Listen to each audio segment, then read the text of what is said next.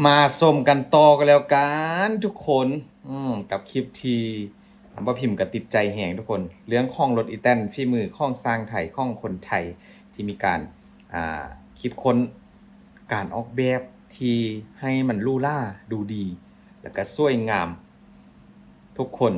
ล่าสุดก็คือเศร้าลาวนี่แหละที่เข้าได้เอารถอีแตนหรือว่านำเข้ารถอีแตนจากเมืองไทยมาขับทำงานมาช่วยทำงานค้นคล้องอยู่ที่ประเทศลาวนะทุกคนเป็นรถอีแตนจากฝีมือคนไทยคันแรกที่ว่ามาที่ประเทศลาวนะทุกคนแล้วก็ใช้งานแบบโอ้โหได้จริงส้มกับราคาที่มีการค่ายอยู่ที่เมืองลาวให้กับชาวลาวนะทุกคนส้มกับราคาที่มีการค่ายให้กับชาวลาวทุกคนวันนี้ป้าพิมจะเอาคลิปมาเจาะเน้นให้ทุกคนได้เบิ่งเลยว่าชาวลาวคนนี้เข้าซื้อรถอีแตนฝีมือของคนไทยของสร้างไทยแล้วเขาจะเอามารับใช้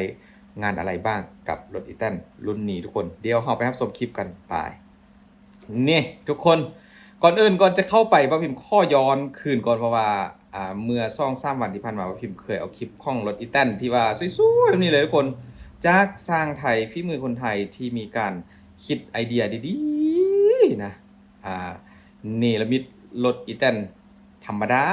ทั่วไปที่หลายคนคุ้นหูคุ้นตาแหละกลายมาเป็นรถอีแตนที่หรูหราแบบนี้ทุกคนแล้วส่งค่ายมาที่ลาวทุกคนมาให้ว่าบ่แม่นเรื่องจริงทุกคนนี่เลยนี่คือรถอีแตนฝีมือคนไทยที่ชาวลาวคนหนึงเข้าได้สั่งซื้อมานะทุกคนราคาบ่พิมพ์ก็บอกไปคลิปแรกแล้วทุกคนนะเมื่อ2-3 วันที่ผ่านมานี่แหละวันนี้บ่พิมพ์จะมาบอกอีกครั้งหนึงบ่พิมพ์ว่าราคานี้ทุกคนผ่านมาบ่พิมพ์อาจจะเว้าผิดนะขอโทษขออภัยหลายๆก็คือราคาเข้าได้ซื้อเข้ามาอยู่ที่เมืองลาวนะทุกคนก็คือราคาอยู่ที่170,000-80,000 บาทประมาณนี้แหละก็คือชาวลาวนี่เลยทุกคนเขาขับมาค้นคล้องเอามาค้นคล้องกับธุรกิจของเขานั่นแหละก็คือรับส่งไปได้ทุกสภาพเส้นทางทุกคนนี่ทางอยู่เขตนอกอยู่ที่เมืองลาวก็จะเป็นประมาณนี้ทุกคนก็คือเป็นทางดินแดงแต่ที่พิเศษทุกคนก็คือรถอีแตนห้องฝีมือสร้างไทยนี่นะไปได้ลุยได้ทุกสถานการณ์ทุกสภาพอากาศด้วยแล้วนี่ถึงจะมีคุ้มมีฝุ่นมีอะไรผ่านไปค้นคล้องเยอะแค่ไหนก็ไปได้ทุกคนอันนี้บ่พิมพ์ขอบอกกันว่าอยู่ที่เมืองลาวนะทุกคนเป็นคลิปอยู่ที่เมืองลาวของชาวลาวที่เข้าได้นำเข้ารถอีแตนรุ่นนี้แล้วก็นอกจากนั้นยังมีอีกตึม2รุ่นเดี๋ยวบ่พิมพ์เอามาให้เบิ่งทุกคนว่าเข้าซื้อเข้ามาเยอะมากนะเอามาใช้งานช่วยทำงานเพราะว่ามันอาจจะถือกว่ารถกระบะรถที่ว่าค้นคล้องนี่มีซี่นี่เลยทุกคนอันนี้ก็บ่พิมพ์ก็ว่าน่าจะเป็นฝีมือจากเมืองไทยนะซี่น้ำเงินกับซี่แดงนี่นะทุกคนแดงอมชมพูแล้วก็ที่ใช้งานบ่อยๆที่ชาวลาวคนนี้เขาขับไปค้นคล้องก็จะเป็นอีแตนคันเมื่อกี้เลยคนที่บอกคันสีออกเขียวเขียวสแตนเลสนี่คันสีแดงนี่ก็บ่ได้น้อยหน้าทุกคนมีไฟกระพริบให้ดูอีก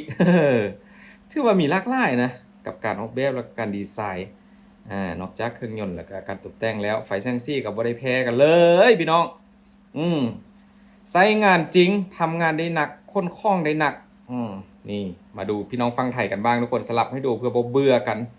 นี่คือรุ่นเดียวกันเลยทุกคนที่ชาวลาวซื้อมาขับค้นคล้องอยู่ที่บ้านนะอยู่ที่เมืองลาวทุกคนแต่ที่เมืองไทยโอ้โหซิ่งโหดมากเป็นรถซิ่งทุกคน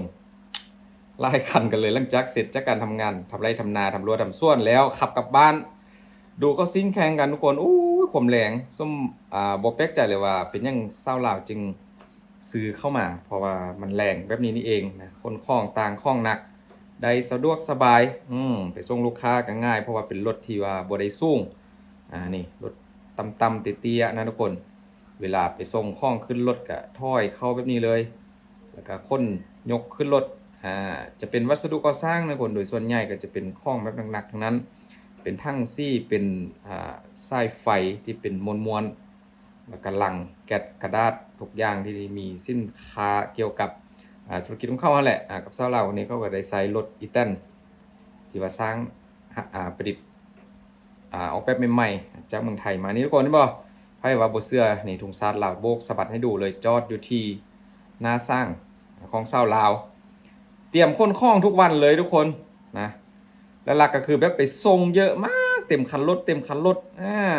นี่จอดไต่ถุงลาวก็ถือว่าสวยงามนะทุกคนรถฝีมือของสร้างไทยนี่งามแฮงนี่มีทรงท่อนอกท่อนำเป็นแต่คล้องหนักๆทั้งนั้น มันขับง่ายทุกคนเพราะว่าก็เห็นคลิปหนึงเขารีวิวนะการขับก็ถือว่าผู้หญิงขับได้ดีแต่บ่พิมพ์มาสังเกตแล้วว่าเขาอาจจะสั่งพิเศษนะก็คือย้ายพวงมาลัยได้ทุกคนเห็นบ่พวงมาลัยจะมาอยู่อ่ากงกันข้ามกับการขับรถอยู่ที่เมืองไทยนะเพราะว่าเลนการวิ่งเลนอยู่ที่เมืองลาวกับเมืองไทยถนนก็ต่างกันเด้ก็เลยว่าได้พวงมาลัยห่างข้างเบื้องซ้ายมาพวงมาลัยซ้ายพวงมาลัยขวาก็ย้ายได้ถือว่าสามารถสั่งเขาได้ เก่งมากทุกคนนี่ใส่เสื้อปุ๋ยได้ทุกคนเป็นผู้สาวไทยบ้านขับรถอีแตนอืมจากเมืองไทยราคา 170,000 บาทแต่บ่ฮู้ว่าตอนนี้มันขึ้นราคาแล้วหรือบ่เพราะว่าอะไรก็ขึ้นราคาไปหมดนะทุกคนซึ่งว่าสาวเราคนนี้เขาก็ซื้อมาใส่จาก2-3 ปีแล้วแหละตามที่บ่พิมพ์ได้ดูคลิปมานะทุกคนมาคันนี้ก็ออกเดินทางเช่นกันทุกคนคันนี้ก็อาจจะแม่นเอามาใช้ในการขนของเล็กๆน้อยๆบ่เหมือนกับบ่มีเครื่องจักรเครื่องยนต์เลยนะทุกคนนี่เวลาไปส่งของขึ้นรถบรรทุกทุกคนก็คือชาวลาวเขาก็จะใช้รถอีแตนรุ่นนี้เลยคันเดียวกันเลยนะไปส่งเองขับไปเองส่งท่อ PVC ส่งซี่นะขึ้นกับไปส่งขึ้นกับรถบรรทุก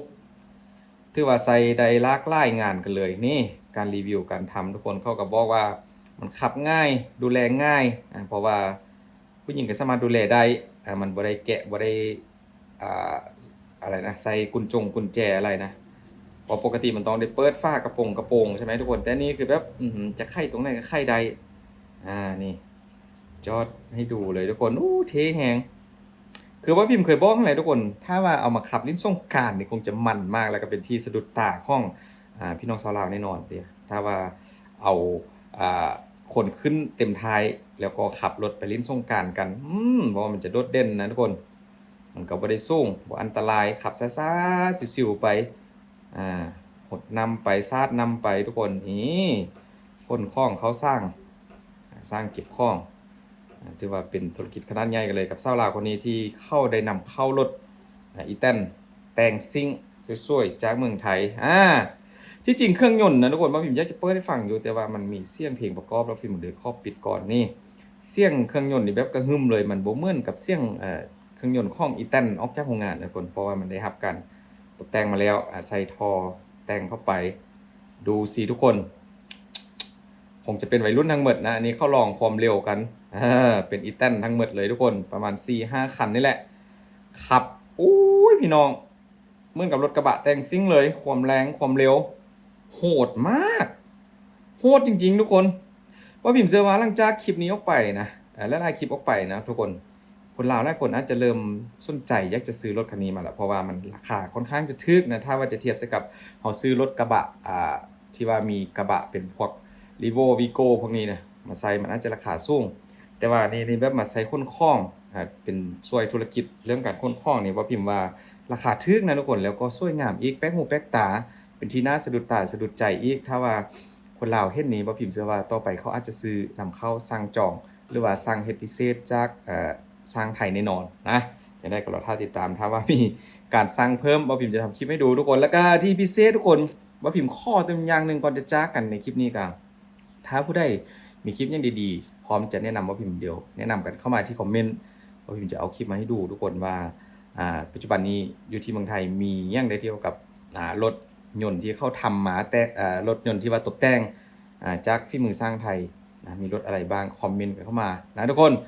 ขอบคุณหลายๆคนรักษาสุขภาพมาได้โดยเฉพาะก็ช่วงนี้ก็อาจจะเป็นเรื่องของฝุ่น PM ควันไฟจากการเผาป่าก็อาจจะเยอะนะจึงได้ก็ขอให้ระมัดระวังกันได้ใส่แมสใส่แว่นตาถ้าว่าบ่จำเป็นก็บ่ต้องออกจากบ้านอยู่ในบ้านนั่นแหละนะทุกคนขอบคุณหลายๆทุกคนอาการร้อนซะเหลือเกินอยู่บ้านก็มาพิมพ์ร้อนจริงๆทุกคนเจอกันคลิปต่อไปเด้อพี่น้องบ๊ายบาย